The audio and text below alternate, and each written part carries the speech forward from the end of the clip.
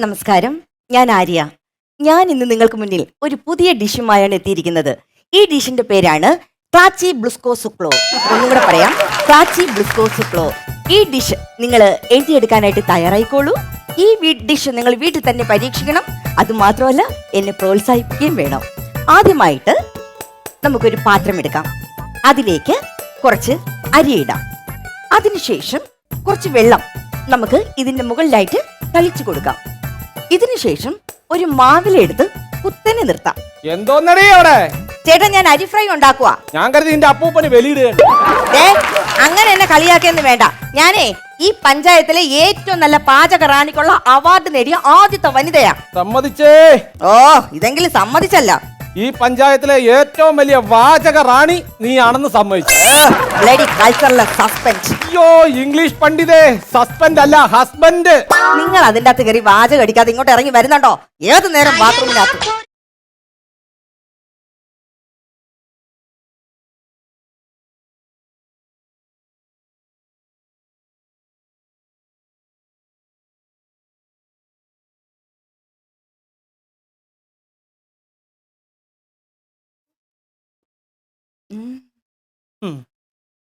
കൊള്ളാമോ ചേട്ടാ എന്റെ മട്ടൻ ഉലർത്തിയത്? ഇതൊന്നും ഉണ്ടാക്കി കഴിക്കരുത്. നമ്മള് പറമ്പിലിറങ്ങി ചാമ്പയ്ക്ക, പേരയ്ക്ക, മാങ്ങ, ഓമയ്ക്ക എന്നിവ വേണം കഴിക്കാൻ. അങ്ങനെ ശരീരത്തിനൊരു ഊർജ്ജം ഉണ്ടാകത്തുള്ളൂ. ഫ്രൂട്ട്സ്. എന്നിട്ട് വേണം ഞാൻ നിപ്പോ ബാധിച്ച് അങ്ങ് മോളോട്ട് പോകുമ്പോൾ നിങ്ങൾക്ക് പുതിയ ഒരെണ്ണത്തിന് കെട്ടിക്കൊണ്ട് ഇവിടെ വരാൻ. അല്ലെങ്കിൽ നിങ്ങൾക്ക് എന്റെ അടുത്ത് ഒരു സ്നേഹമില്ല മനുഷ്യ. സ്നേഹമില്ലെന്ന് പറയരുത്. എനിക്ക് ഉറക്കത്തിൽ പോലും നിന്നോടുള്ള സ്നേഹം മാത്രമേ എന്റെ മനസ്സിലുള്ളൂ.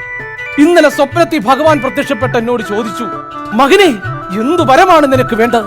അപ്പൊ ചേട്ടൻ എന്തു പറഞ്ഞു? എന്റെ പൊന്നുകുടമായ ഭാര്യയെ പൊന്നുപോലെ കാത്തോണേ, എല്ലാവിധ ഐശ്വര്യങ്ങളും നൽകണേ ഭഗവാനേ. അപ്പൊ ഭഗവാൻ എന്ത് പറഞ്ഞു? കുരിശിന്റെ കാര്യം വന്ന് എന്നോട് പറയണ്ട, ക്രിസ്തുവിനോട് പറഞ്ഞു. എപ്പോഴും എന്നെ നിങ്ങൾ ഇങ്ങനെ തരം താഴ്ത്തിയെന്ന് വേണ്ട കേട്ടോ. തരം താഴ്ത്തുന്നു. ഞാനേ ചുമ്മാ ഇവിടെ വലിഞ്ഞു കയറി വന്ന പെണ്ണൊന്നും അല്ല. എന്റെ കയ്യിലും കഴുത്തിലും ഒക്കെ നിറച്ച് സ്വർണ്ണം ഇട്ടുകൊണ്ട് തന്നെയാണ് ഞാൻ ഈ വീട്ടിൽ കയറി വന്നത്. എടി, നിന്നെ ഭാര്യയായിട്ടാണ് ഞാൻ ഇവിടെ കൊണ്ടുവന്നത്, അല്ലാതെ ജുവലറിയുടെ പരസ്യമായിട്ടല്ല ഞാൻ എന്റെ ജീവിതത്തിലോട്ട് കൊണ്ടുവന്നത്. ചേട്ടാ, ചേട്ടാ, എന്ത് പറ? നമുക്കേ നമ്മുടെ ഇടയിലേ ഒരാളും കൂടെ വേണ്ടേ? നമ്മുടെ ഇടയിൽ ഒരുത്തനെ കൂടെ പിടിച്ചു നിർത്തിയിട്ട് ഈ സമൂഹത്തിനെ കൊണ്ട് ആവശ്യമില്ലാത്തൊക്കെ പറയിപ്പിക്കൂടെ? അതല്ല ചേട്ടാ. ഇല്ലേ?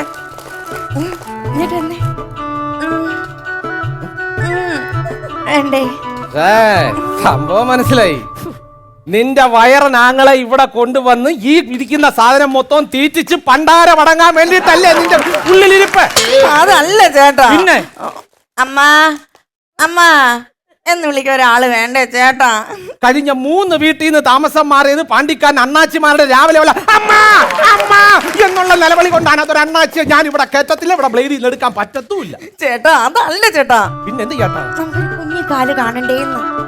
നിന്റെ ഭക്ഷണം കഴിച്ചിട്ട് ഒരു ദിവസമെങ്കിലും മനസമാധാനമായിട്ട് വീടിന്റെ ഉള്ളിൽ കിടന്നുറങ്ങിയാലല്ല ഈ പറഞ്ഞ കാലുകളൊക്കെ ഉണ്ടാവാൻ പറ്റൂ. എന്ത് പറഞ്ഞാലും ഒരു ന്യായീകരണം തന്നെ ഈ മനുഷ്യന്. ചേട്ടാ, അതൊന്നും പറഞ്ഞിട്ട് കാര്യമില്ല. നമ്മുടെ കുടുംബം കഞ്ഞിയാ. നിന്റെ കുടുംബം കഞ്ഞി, എന്റെ കുടുംബം ബിരിയാണി. അയ്യോ ചേട്ടാ, അതല്ല. ഈ കുടുംബം എന്നൊക്കെ പറയുമ്പോ ഒരു കഞ്ഞി പോലെയാണ്. ഈ കഞ്ഞിക്കകത്ത് ഒരു പാത്രത്തിനകത്ത് കഞ്ഞി ഇടുമ്പം ആ കഞ്ഞിക്കകത്ത് കിടക്കുന്ന അരിയാണ് പുരുഷൻ. ഈ കഞ്ഞിക്ക് സ്വാദ് പകരാൻ ഉപയോഗിക്കുന്ന ഉപ്പാണ് സ്ത്രീ. സംഭവം ശരി തന്നെ. പക്ഷെ ഈ അരിക്ക് തുല്യം ഉപ്പ് വരുമ്പോഴാണ് കുടുംബം മൊത്തത്തിൽ കോഞ്ഞാട്ടയായി പോകുന്നത്. അയ്യോ, കുടുംബത്തിന്റെ കുറ്റം പറഞ്ഞോണ്ട് നിന്നോ. ഇന്നേ ഒരു സ്പെഷ്യൽ സ്ക്വാഡ് വരുന്നുണ്ട് എന്റെ വീട്ടില്. എന്തിന്? എന്നെ വൈറലാക്കാൻ. അതല്ല ചേട്ടാ, ഈ സ്പെഷ്യൽ സ്ക്വാഡ് ചാനലിൽ നിന്ന് ഒരു പയ്യൻ ഇവിടെ വരും. ഒരു അണ്ടർവെയർ നിതീഷ്. ഇംഗ്ലീഷ് പണ്ഡിതേ, അണ്ടർവെയർ നിതീഷ് അല്ല, ആങ്കർ നിതീഷ്. ആ പയ്യൻ വന്ന് എന്റെ ഡിഷസ് ഒക്കെ ഇന്ന് വന്ന് ഇവിടെ വന്ന് അവൻ നോക്കി എന്നെ യൂട്യൂബിലും ഫേസ്ബുക്കിലും എല്ലാം എന്നെ വൈറലാക്കും ചേട്ടാ. വൈറലാക്കിക്കോ, പക്ഷെ അവനെ വയറിളക്കി വിടരുത് ചേട്ടാ. കുറച്ചൊന്ന് നോക്കിയേ. അത് വേണ്ട, അത് വേണ്ട, അത് വേണ്ട. നോക്കിയേ. അയ്യോ, ഇത് അപ്പഴങ്ങ അച്ചാറാ. ഞാൻ വിചാരിച്ച അമ്പലത്തിലെ പ്രസാദമാണെന്ന്. എന്നാണ് നീ കാണിച്ചു കൂട്ടുന്നേ? ചേട്ടാ, ചേട്ടാ, ഇതൊന്ന് ടേസ്റ്റ് ചെയ്ത് നോക്കേട്ടാ. നിക്ക്. ബാത്റൂമിൽ ഒഴിവുണ്ടോ? അയ്യോ, ബാത്റൂമിൽ ഒഴിവില്ല. റിസ്ക് എടുക്കണ്ട. ഞാൻ പുറത്തു പോയി എന്തെങ്കിലും നല്ല ആഹാരം കഴിച്ചോളാം. എന്റെ പൊന്നെ, നിന്റെ ആഹാരം കഴിച്ച് ജീവിതം പാഴാക്കാൻ എനിക്ക് വയ്യ. ഒന്ന് മാറി. നിന്റെ അടുത്തൂടെ പോയി തന്നെ വയറിളകും. പിന്നൊരു കാര്യം, ആങ്കർ വന്ന് എന്തെങ്കിലും അത്യാഹിതം സംഭവിച്ചാൽ എന്നെ വിളിക്കരുത്. 108 വിളിക്കണം. കണ്ടോ അമ്മ, കണ്ടോ ചേച്ചി, നമ്മൾ എന്ത് കഷ്ടപ്പെട്ടാണ് ഇവിടെ ആഹാരങ്ങൾ ഉണ്ടാക്കി വെച്ചിരിക്കുന്നത്. എന്നിട്ട് നമ്മുടെ ഭർത്താക്കന്മാര് വീട്ടിൽ നിന്ന് ഒരു ആഹാരം കഴിക്കൂല, നേരെ പോകും ഹോട്ടലിൽ പോയി മായം കലർന്നത്, പിന്നെ അജിനമോട്ട കലർന്നത്, ഇതൊക്കെ വലിച്ചു വരി കയറ്റും. എന്നിട്ടോ വീട്ടിൽ വന്നിട്ട് വയറുവേദന സൂപ്പർ എന്ന് പറഞ്ഞിട്ടാ വീട്ടിൽ വരുന്നത്. നമ്മൾ എന്തിനു ചേച്ചി ഇങ്ങനെ കഷ്ടപ്പെട്ട ആഹാരം ഉണ്ടാക്കുന്നത് ഇത്രയും ടേസ്റ്റി ആയിട്ട്? അയ്യോ, എന്റെ മട്ടൻ കറിക്കുള്ള ആള് റെഡിയായി തോന്നുന്നു.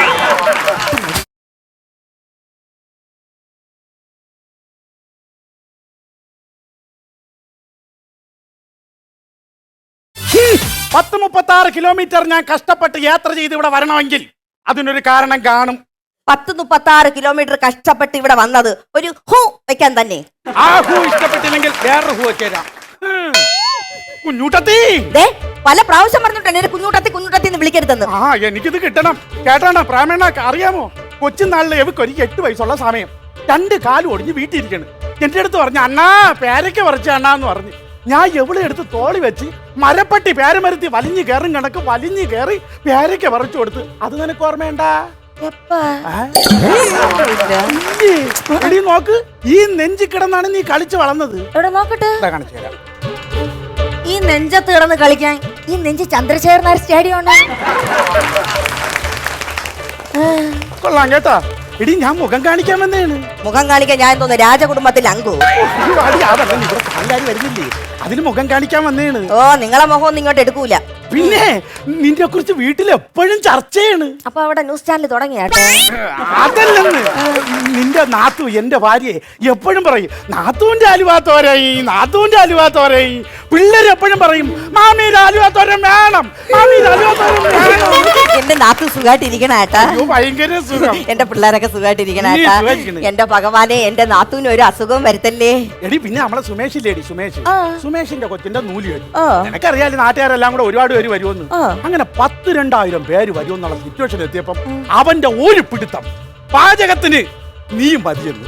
കണ്ടാന്ന എന്റെ പാചകത്തിന്റെ വില കണ്ടാ അമ്മ, എന്റെ പാചകത്തിന്റെ വില കണ്ടാ? ആർക്കും ഒരു മതിപ്പുമില്ല. പിന്നെ എന്നിട്ട് എന്തെന്നറിയാമോ സംഭവം?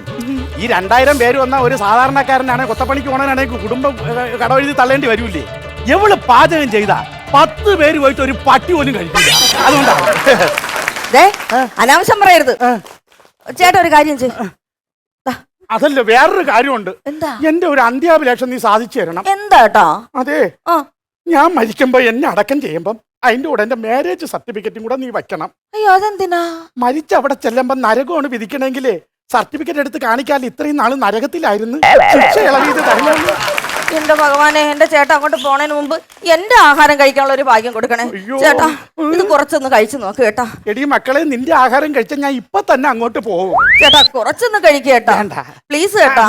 നമ്മളൊരു ചോരയല്ലേ ഏട്ടാ. അങ്ങനെ ചോര തെറിപ്പിക്കാൻ എനിക്ക് വയ്യ, അതുകൊണ്ടാണ്. വേണ്ട ചേട്ടാ, നമ്മളൊരു കുടുംബത്തിലുള്ളവരല്ലേ ഏട്ടാ. ഇത് കഴിച്ചുള്ള ബന്ധം ഉറപ്പിക്കലൊന്നും വേണ്ട, അതുകൊണ്ടാണ്. ചേട്ടാ, ഞാനല്ലേ എന്നെ കൊച്ചിലെ എടുത്ത് നെഞ്ചത്ത് വെച്ച് നടന്നല്ലേ ഏട്ടാ. സെന്റിമെന്റ്സ് കയറി പിടിച്ചു ഇങ്ങനെ നില്ല്. ഒഴിവുണ്ടാ? അച്ഛൻ വെളിയിലാണെന്ന് തോന്നുന്നു, ഇട്ടേരാ. നന്നായിരിക്കണം. കൂടുതൽ പറയാനുള്ള ആവതി ഇനി കിട്ടുമെന്ന് തോന്നണില്ല. തിരിച്ചു വന്നിട്ട് നമുക്ക് നോക്കാം കേട്ടാ. അയ്യോ, അല്ലെങ്കിൽ എല്ലാവർക്കും ഇങ്ങനെ തന്നെ. ഭഗവാനേ, എക്സ്ക്യൂസ് മീ. അയ്യോ അയ്യോ, ചാനലിൽ നിന്ന് നിതീഷ് വന്നെന്ന് തോന്നുന്നു. എന്റെ ഭഗവാനേ,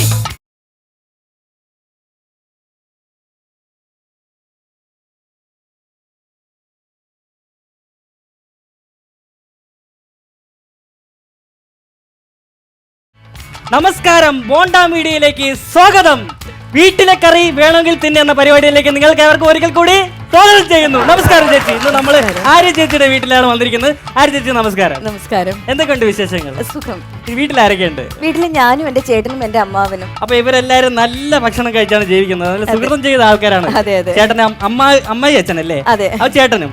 ഓക്കെ. പിന്നെ ചേച്ചി നാട്ടിൽ നല്ല പാചക റാണി എന്നാണ് എല്ലാരും പറയുന്നത്, ശരിയാണോ? തീർച്ചയായിട്ടും. ഓക്കെ. അപ്പൊ ഇന്ന് എന്ത് ഡിഷാണ് നമുക്ക് ഉണ്ടാക്കാൻ പോകുന്നത്? ഞാൻ ഇന്ന് ഉണ്ടാക്കാൻ പോകുന്ന ഒരു പുതിയ ഡിഷാണ്. ഇതിന്റെ പേരാണ് ക്ലാച്ചി ബ്ലുസ്കോ സുക്ലോ. അപ്പൊ ഇതിന് വെള്ളം വേണ്ടി വരുമല്ലേ? ഇപ്പൊ തന്നെ ഓൾറെഡി വെള്ളം അതിൽ തെറിച്ച്, ഇനി കുറച്ച് മതിയില്ല. അപ്പൊ നമുക്ക് ഈ ഡിഷിലേക്ക് തുടങ്ങാം. എങ്ങനെയാണ് ഇത് ഉണ്ടാക്കുന്നത് പറഞ്ഞു തരാം. ആദ്യമായി 3 കല്ലെടുത്ത് ഇങ്ങനെ വെക്കുക. പൊങ്കാലിടാൻ പോണം? അല്ല, ഞാൻ തനിനാടൻ സ്റ്റൈലാണ്. ഓ, തനി നാടൻ ശൈലിയിലാണ് ചേച്ചി ഇത് ഈ ഡിഷ് ഉണ്ടാക്കുന്നത്. ക്യാപ്ചർ ചെയ്തോളാം, തനി നാടൻ ശൈലിയിൽ. ഓക്കെ. എന്നിട്ട് 3 കല്ലെടുത്ത് നമുക്ക് ഇങ്ങനെ വെച്ചിട്ട് ഇതിന്റെ മുകളിലേക്ക് ഒരു പാത്രം എടുത്ത് വെക്കുക. അപ്പൊ ചേച്ചി 3 കല്ലെടുത്ത് വെച്ചു, അതിന്റെ മുകളിൽ പാത്രം എടുത്ത് വെച്ചിരിക്കുകയാണ്. ഇതിനുശേഷം നമുക്ക് മൂട്ടി തീ പിടിപ്പിക്കുക. അപ്പോഴേ 3 കല്ലെടുത്ത് വെച്ചു, അതിനുശേഷം പാത്രം എടുത്ത് വെച്ചു, അതിനുശേഷം മൂട്ടിൽ തീ പിടിച്ചു. മൂട്ടിൽ തീ പിടിച്ചാലുള്ള അവസ്ഥ എന്ന് പറയുന്നത് രാവണന് ഹനുമാൻ മൂട്ടിൽ തീ പിടിച്ച് ലങ്കയാകെ ചുട്ടരിച്ച് ഹനുമാൻ ഇങ്ങനെ പരക്കം പാകുകയാണ് രാവണന്റെ മുന്നിലേക്ക്. അയ്യോ, രാവിലത്തെ ലങ്കാദഹനം ചെയ്യുന്ന ഞാനാണ് മീഡിയയിൽ. അപ്പൊ അതിന്റെ ഈ ഫ്ലോ അങ്ങ് കയറി വന്നു ഒരു ഫ്ലോയിലെ. സോറി ചേച്ചി, അപ്പം അവിടെ കട്ടെ കയറിക്കോ ചേച്ചി. ഇനി അടുത്ത് എന്താണ് ചെയ്യുക? അതിനുശേഷം നമ്മളിങ്ങനെ ഈ ചിക്കൻ എടുക്കുക. ചിക്കനിൽ നമ്മൾ ഈ മസാലകളൊക്കെ ഒന്ന് നേരെ ഒന്ന് യോജിപ്പിക്കുക. യോജിപ്പിക്കുക എന്ന് വെച്ച് കഴിഞ്ഞാൽ യോജിപ്പിക്കുക എന്ന് പറഞ്ഞാൽ ഈ കാങ്ക്രീറ്റ് ഒക്കെ കുഴയ്ക്കുമ്പോൾ ഇങ്ങനെ കുഴ എന്ന് പറഞ്ഞങ്ങോട്ട് കുഴയ്ക്കും. കാങ്ക്രീറ്റ് ഇത് മനസ്സിലാക്കണം. നല്ല രീതിയിൽ അരപ്പൊക്കെ ഒട്ടുന്ന രീതിയിൽ യോജിപ്പിച്ച് വെക്കുക എന്നാണ് ചേച്ചി ഉദ്ദേശിച്ചത്. ഓക്കെ. അങ്ങനെ ഈ മസാലകളൊക്കെ കോഴിയിൽ ഇങ്ങനെ തേച്ച് പിടിപ്പിച്ചിട്ട് നമ്മളിങ്ങനെ കോഴിയെ നോക്കി നിൽക്കും. ഓൾറെഡി എനിക്ക് നാട്ടില് നല്ല ചീത്തപ്പേരാണ്. ചേച്ചി അങ്ങോട്ടങ്ങോട്ട് മാറിയ തിരിഞ്ഞ് നോക്കിയാൽ നല്ല രസമായിരിക്കും. അപ്പൊ നമുക്ക് വീണ്ടും കിടക്കാം. അപ്പൊ മസാലകളൊക്കെ കോഴിയിൽ ഇങ്ങനെ പിടിച്ചിട്ടുണ്ട്. ഇനി നമ്മൾ അടുത്തതായിട്ട് ചെയ്യേണ്ടത് ഊതി കൊടുക്കുക. ഊതി കൊടുക്കണം. ഈ മറ്റേ നല്ല രീതിയിൽ ഊതി കൊടുക്കണം, എന്നാലേ അത് വേവത്തുള്ളൂ, തിളക്കത്തുള്ളൂ. നീ അങ്ങോട്ട് ഊതാതെ എന്റെ കണ്ണിലോട്ട് ഊതട്ടെ. അയ്യോ, കണ്ണിൽ വീണാച്ചി.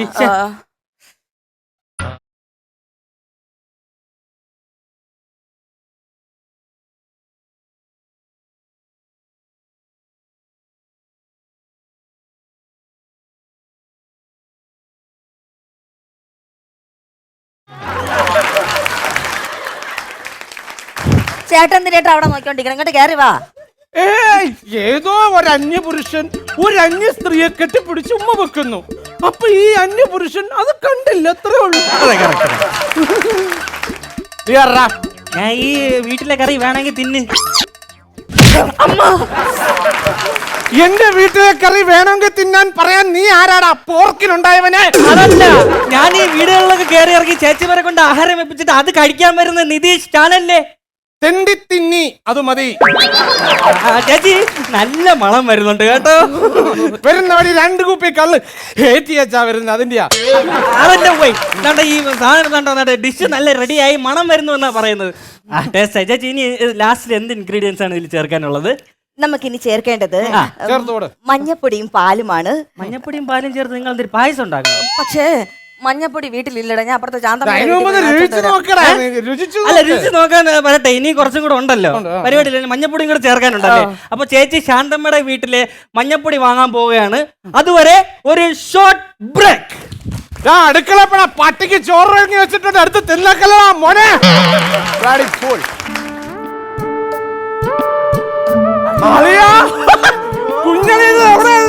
ഒന്നും പറയണ്ടളിയാ. വന്ന ഉടനെ അളിയന്റെ ഭാര്യ എന്റെ പെങ്ങളൊരു സാധനം തന്നു, കഴിച്ചു, അപ്പുറത്തേക്ക് പോയി. എന്നിട്ട് പെട്ടെന്ന് പോന്ന് അച്ഛൻ വെളിയിൽ നിന്ന് ഭയങ്കര ബഹളം. അയ്യോ, എന്റെ അളിയ ജീവനോടുണ്ടല്ലോ. അയ്യോ, അങ്ങനെയൊന്നും അമ്മയ്ക്ക് പിടിക്കല്ലേ അളിയ, അതിനുള്ള ആവതൊന്നും ഇല്ല. ജോലിയൊക്കെ ഏത് ജോലി അളിയാ? കറവയൊക്കെ വറ്റി അളിയ. അയ്യോ, പിന്നെ ഇപ്പൊ എന്ത് ചെയ്യുന്നത്? അങ്ങനെ ഇരിക്കുമ്പോ വിരലൊന്ന് തരിക്കുമ്പോ ഒരു മിൽമാപ്പാല് വാങ്ങിക്കും, ഒരു കിഴുത്തിടും, 2 പിടുത്ത അത്ര. പിന്നെ ഇങ്ങനെയൊക്കെ ആണെങ്കിൽ എനിക്ക് സമയം പോളിയാ. ഞാൻ എന്ന് പറയുന്ന നാട്ടിലെ ഒരു സാമൂഹ്യ പ്രവർത്തകനാണ്, മനസ്സിലായോ? നമ്മുടെ നാട്ടിൽ ധാരാളം പ്രശ്നങ്ങളല്ലേ അളിയാ? വീടാന്തരം പ്രശ്നങ്ങളാണ്. ഞാനിത് വീടാന്തരം കയറി ഇറങ്ങി അങ്ങ് പരിഹരിക്കും. എന്നാലും ഇപ്പോഴും പ്രശ്നമാണ് അളിയാ. അതിന്റെ വീടാന്തരമുള്ള കയറ്റം നിർത്താമെങ്കിൽ നാട്ടിലെ പകുതി പ്രശ്നവും പരിഹരിക്കപ്പെടും. അളിയൻ ഇങ്ങനെ ഇവിടെ ഇരുന്നോ? അളിയ, ഒരു കുടുംബമാകുമ്പോ നമ്മൾ ഇപ്പോഴും ശ്രദ്ധാലുവായിരിക്കണം. ആരൊക്കെ വരുന്നു പോകുന്നു എന്ന് നമ്മൾ ശ്രദ്ധിക്കണം. അളിയ ശ്രദ്ധിക്കാറുണ്ടോ? ശ്രദ്ധയുണ്ടളിയാ. ഞാൻ ഇങ്ങനെ നോക്കിയിരിക്കും. ഇങ്ങനെ നോക്കിയിരിക്കുമെങ്കിൽ അളിയന് ATM-ന്റെ സെക്യൂരിറ്റി ആയിട്ട് ജോലി കിട്ടും. ആ സെക്യൂരിറ്റിക്കും ഇത് തന്നെ പണി. ഇങ്ങനെ നോക്കിയിരിപ്പേ ഉള്ളൂ, ആര് വരുന്നു പോകുന്നു എന്ന് ശ്രദ്ധിക്കാറില്ല, അത്ര തന്നെ. പിന്നെ അളിയൻ ഇടയ്ക്കിടയ്ക്ക് എന്റെ സഹോദരിക്കിട്ട് പറയുന്ന കാര്യം ഞാൻ കേൾക്കുന്നുണ്ട്. മനസ്സിലായില്ലേ? ഞാൻ അറിയുന്നുണ്ട്. ഞാൻ പറഞ്ഞുതരാം. അതായത് എന്റെ പെങ്ങളെയാണ് കല്യാണം കഴിച്ചു കൊടുത്തേക്കണത്. അന്തസ്സായിട്ട് കല്യാണം നടത്തി കൊടുത്ത്. അമ്മച്ചി, നമ്മളിപ്പം പണ്ടൊക്കെ കല്യാണത്തിന് മറുവീടിന് പോകുമല്ലേ? മറുവീടിന് പോകുമ്പോ എന്തരാണ് കൊടുക്കണത്? മറുവീടിന് ചെല്ലുമ്പോ എന്തരേലും കൊണ്ടു കൊടുക്കും ചെറുക്കൻ? അലമാര, മുറുക്ക്, കപ്പക്കൊല, അലുവ. ബെസ്റ്റ് അമ്മച്ചിയാണ്. അലുവയും മുറുക്കും കപ്പക്കലയും കൊടുത്ത് അപ്പനെ അങ്ങ് പറ്റിച്ചു. ഒരു സൈക്കിള് അന്ന് വാങ്ങിച്ചു കൊടുക്കാൻ പറ്റിയില്ല. കൊള്ളാം കേട്ടാ. എന്നാ ഞാൻ കൊടുത്തത് അണ്ണാ ഫ്രിഡ്ജ്, അടിപൊളി ഫ്രിഡ്ജ്. ചോദിച്ചോ. ഫ്രിഡ്ജ് അളിയ സത്യം ഫ്രിഡ്ജാണ് കൊണ്ട് തന്ന നല്ല ഫ്രിഡ്ജ്. 2 എണ്ണം അടിക്കാമെന്ന് പറഞ്ഞ് ഒരു കുപ്പി വെള്ളം ഫ്രിഡ്ജിൽ വെച്ചിട്ട് 2 ദിവസം കാത്തിരുന്നു, തണുത്തില്ല. നോക്കിയപ്പോ എന്താ ഫ്രിഡ്ജിന് വയറില്ല. ഫ്രിഡ്ജിന്റെ കവറിനകത്ത് ഇരുമ്പലമാര കയറ്റി വെച്ച് കൊണ്ടുവന്ന് തന്ന് എന്നെ പറ്റിച്ചു ഈ കള്ള വവ്വാലിനുണ്ടായവൻ. അളിയ അളിയ അത് പറയല്ലേ അളിയ, അത് പറയല്ലേ. എന്ത്? അളിയ മറുവീടിൽ വരുമ്പോ ഞങ്ങൾക്ക് എന്തൊരു തരുമെന്ന് പറഞ്ഞ് ബിരിയാണി തന്നെ. ഞാനും എന്റെ പെണ്ണും പിള്ളം ബിരിയാണി കഴിക്കാൻ വേണ്ടി ഉച്ചയ്ക്ക് സദ്യ ഉണ്ണാതെ അവന്റെ വീട്ടിൽ വലിഞ്ഞ് ചെന്നപ്പോ ഉപ്പുവാവ് കോവുന്നത് സഹിക്കാൻ പറ്റുമോ? വയറില്ലാത്ത ഫ്രിഡ്ജ് കൊണ്ടുവന്നവന് ഇനി ഞാൻ 5 സ്റ്റാർ ഡിഷ് ഉണ്ടാക്കി കൊടുക്കാം. എന്നാലും അളിയ അളിയും ഫ്രിഡ്ജിനെ കുറിച്ച് പറഞ്ഞ് ശരിയായില്ല അളിയ. അളിയ നായ ആഹാരത്തിന് വേണ്ടി എന്റെ അടുത്ത് എന്റെ മനസ്സിന് വേദന. അയ്യോ എന്തൊരു സ്നേഹമുള്ള അളിയനും എപ്പോഴും ഇങ്ങനെ. നല്ല കുടുംബമാണ് കേട്ടോ ഇവർ തമ്മിൽ നല്ല സഹകരണ മനോഭാവമുള്ള ഒരു ആൾക്കാരാണ്. നിനക്ക് ഞാൻ ഉപ്പുമാവ് തന്നു പറഞ്ഞ് എങ്ങാണ്ട് കിടന്നൊരു വവ്വാലിനുണ്ടായ പെണ്ണിനെ ചേട്ടാ എന്താ ഇത്? എടാ കടിച്ചിട്ട് ഞാൻ തിരുവനന്തപുരത്തെത്തി. ഇപ്പഴും കടിച്ചോണ്ടിരിക്കുന്നു. ചാനലാ.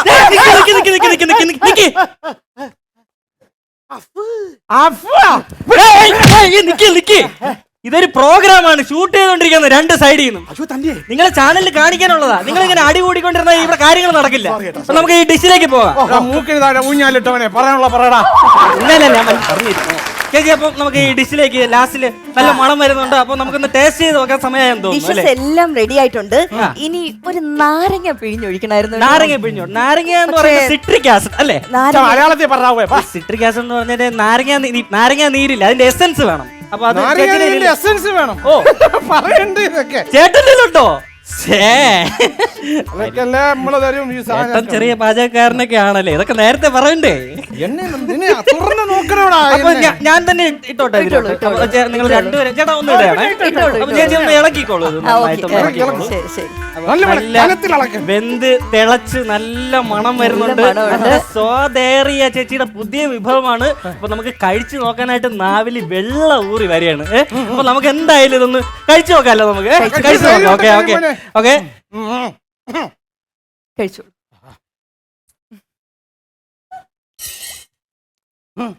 സൂപ്പർ കൊടുകൈ. അയ്യോ ഞാൻ ഇന്നേ വരെ ഒരുപാട് സ്ഥലത്ത് പോയിട്ടുണ്ട്, ഇന്നേ വരെ ഇങ്ങനെ ഒരു ഭക്ഷണം കഴിച്ചിട്ടില്ല. അടിപൊളി ചേച്ചി, നന്നായിട്ടുണ്ടായിരുന്നു. അടിപൊളി. പിന്നെ ലാസ്റ്റിൽ ചേർത്ത എസൻസ് ഇല്ലേ, നാരങ്ങ നീരിന്റെ എസൻസ്, അത് വളരെ നന്നായിട്ടുണ്ടായിരുന്നു. അത് എവിടെ നിന്നാണ് ചേട്ടൻ കൊണ്ടുവന്നത്? കൊണ്ടുവന്നെന്ന് പറഞ്ഞാല് എന്റെ കയ്യിലുണ്ടായിരുന്നു. കയ്യിലുണ്ടായിരുന്നു. അതൊന്ന് പറഞ്ഞു തരാമോ എന്താണെന്ന്? നിമ്മ നിമ്മ സോപ്പ് പൊടി നിം. അതിലല്ലേ 100 ചെറുനാരങ്ങയുടെ ശക്തി ഒളിച്ചിരിക്കുന്നത്.